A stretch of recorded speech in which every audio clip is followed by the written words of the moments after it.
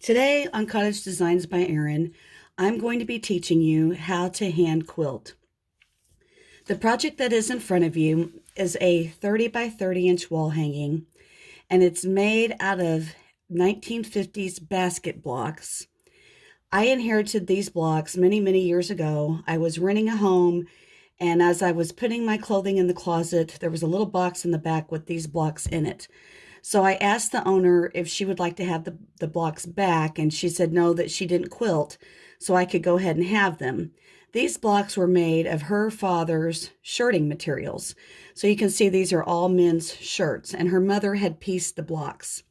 I love the patina on these because they're not everyday dress shirts, okay? These were work shirts that were worn out, and they're nice and soft, and they're just beautiful.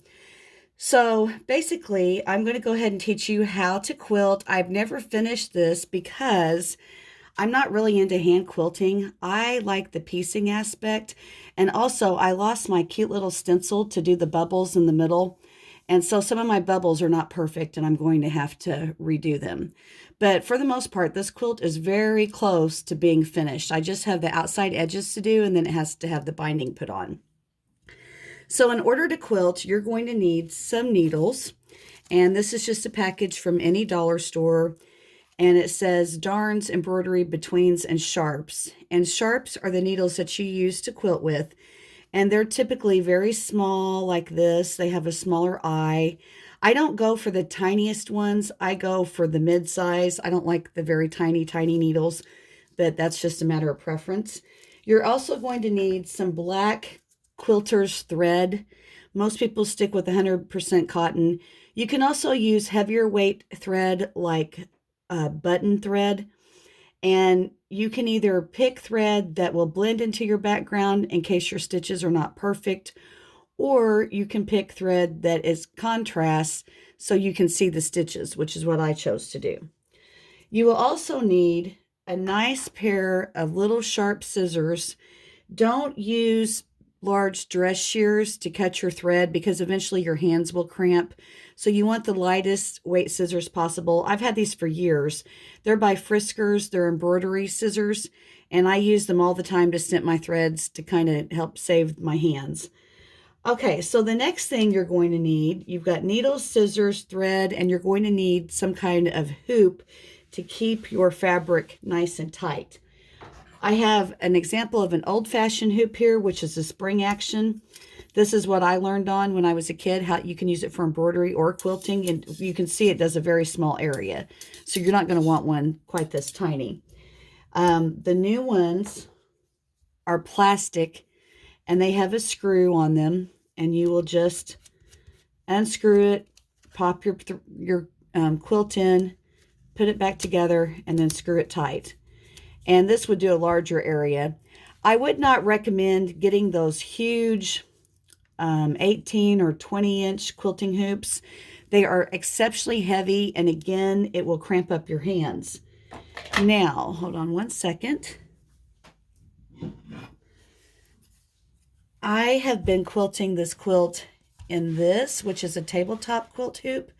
And I bought it off of eBay for next to nothing because most people don't embroider and very few people hand quilt. And it's ideal. I can sit in the recliner and have this on my lap with a lamp next to me, and it works great. So that's what I'm going to show you for the purpose of this video. Let me get things a little more organized here. So again, you're going to unscrew the hoop.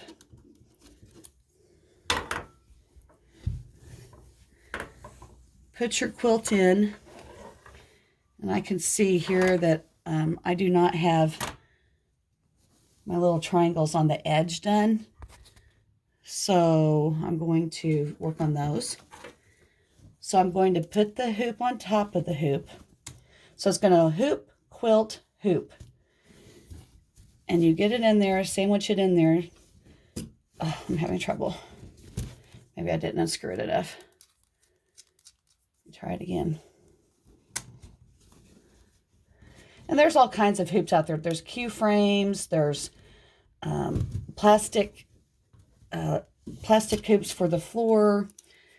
There are oblong circle hoops for the floor. Anything and everything's out there. You can buy quilting hoops online, Joann's, Michael's, Hobby Lobby, eBay. I buy a lot of things from eBay because to me, it's the cheapest, and I usually get vintage products, which are the best in my opinion. All right, so I have my needle already threaded with my thread, and I'm going to tie a little bitty tiny knot in the back of my thread. Okay, you make sure you have a nice long tail so you don't lose it. And then I'm going to start on this little triangle right here. Now, if you notice, my stitches here are nice and neat, and you want to try to get them as uniform in size as possible. The best, most professional hand quilting is 10 to 12 inches. 10 to 12 stitches per inch. If you want to do a more crude, primitive type quilting, you can get by with even as little as 6 stitches per inch. Okay, it's all about what you're trying to go for. This is my first attempt, so I was just happy to get anything going on here. This is the only thing I've ever tried to hand quilt, and as you can see, I never did finish it. I'm just not into it. Okay, so when you quilt, you want to make sure that you are always moving forward. And by that, I'll show you here in a minute what I mean. Okay, that's my first stitch. Okay, it's a little big. Could have gone smaller. I don't want to come up here and go back. You do not want to do a back stitch, because if you do that, on the back of your quilt, you're going to have one big, long, ugly line.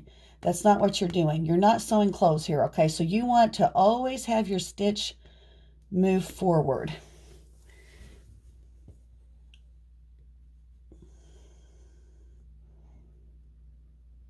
Starting to think this is not the world's best needle. I think it might have been an older one. So you're going to keep going, just like so.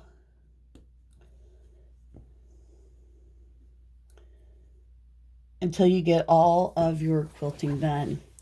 Now, I do not use a thimble because on a project this small, it doesn't really eat your hands up as if you were making a large bed-size quilt. That's when you're going to need some thimble action so that you don't hurt your hands. This I gotta get a different needle. This is terrible. Let me try this again with a different needle. So again, I don't use a thimble, but many people do like thimbles. In fact, most people probably prefer it if they're very have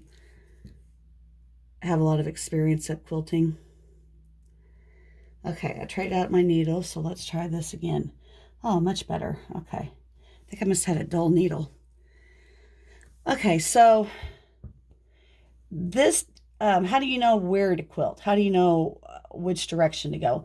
What I'm doing is called shadow quilting, which means that you're just quilting inside the shape of the quilt pattern. Okay, and this is a lot of work. So if you notice right here, I've got an X inside the box, and then I'm going inside the edge of every one of these triangles. This is shadow quilting. Now, if I were to do an overall quilt design, which is what modern women are used to seeing, that's when the quilt design is all over, when you use like a long arm quilting machine. But with hand quilting, you just can do it any way you want to. You could get a ruler out and make 1-inch lines all the way across the quilt with a yardstick and sew on those lines. I really like shadow quilting. To me, it is the prettiest, and it offers the most detail. Now, you're probably saying, my gosh, her stitches aren't even accurate. They're not even level. They're not even the same size. And I wouldn't say you're wrong, okay? One thing you can do to kind of be a cheater pumpkin eater is on this particular quilt, there's little tiny gingham squares here. I can go inside every one of these little squares and use that to calibrate how long my stitches would be. Okay, that's one way to do it. Or you can just willy-nilly do it the way I have been. Now this is a wall hanging, it's going to be up on the wall, way far away. No one's going to get up to this with a magnifying glass and say, oh my gosh, her stitch, the third one from the left, is not the same size as all the other stitches. Okay, I'm not worried about it. My purpose in hand quilting this is to keep the integrity of the blocks. I want the blocks to stay together when it's washed. Okay, so that's my concern. My concern is not perfection. I've always admired Amish quilters because when they sew a quilt, they put a mistake in the quilt on purpose. And the reason they do that is to remind themselves that they are not divine. The only perfect spirit is the spirit himself.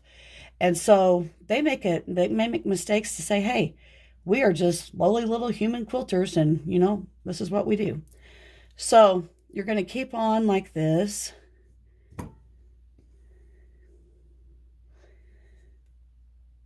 And this is I have to say, it is relaxing, especially on a cold, dark night when you don't have anything else to do. There is some contentment in sewing a quilt by hand from start to finish and knowing that that quilt will be passed down from generation to generation. I will fully admit that, but at the same time, I will fully admit that this is not something I would want to do all the time. I love color. Color is my favorite thing in the whole world. So to me, the most fun part of quilting is the design aspect. I like to pick out the fabrics and pick out the design and figure out the placement. That to me is what is fun. Okay, so we've almost got this row done. I do love this hoop because it keeps all the pressure off of your arms and legs, and it holds its own weight so you don't have to do it. All right, let me pull that through there. Okay, so let's see how we did. Let me get my handy dandy ruler. Well, let's go down here. There's 1 inch. I've got 1, 2, 3, 4, 5, 6, 7 stitches per inch. So that would be considered a primitive, rather crude quilting number of stitches. Let's go over here to where I did a better job. And we've got 1, 2, 3, 4, 5, 6, 7, 8. About 8 stitches per inch there. Okay, so clearly there's room for improvement here. Let's look at this side. 1, 2, 3, 4, 5, 6, 7 stitches per inch. So it looks like I'm running anywhere from 7 to 10 stitches per inch. And if I were a complete perfectionist, I would have 12 stitches per inch. Okay, so let me take this off. Excuse me. And just show you, sorry, I got a lot of fuzz on the back of this. This is what the hand quilting is going to look like on the back side. See how beautiful that is? And it's nice and held together. And you can tell that I moved my stitches forward and did not do a back stitch, because if I would have done a back stitch, this would be all one big ugly row. And that's not what we're after. So I hope you learned something new today. I hope that I taught you a little bit about fabric, thread for quilting, needles for quilting, different hoops that are available, and how to actually begin. Please, please, please subscribe to my videos. I really would like to make a full-time job of being a YouTuber. I'm currently a full-time teacher, and I would like to do this for a living. So if you would help me out and like my videos, I would greatly appreciate it. Have a great day.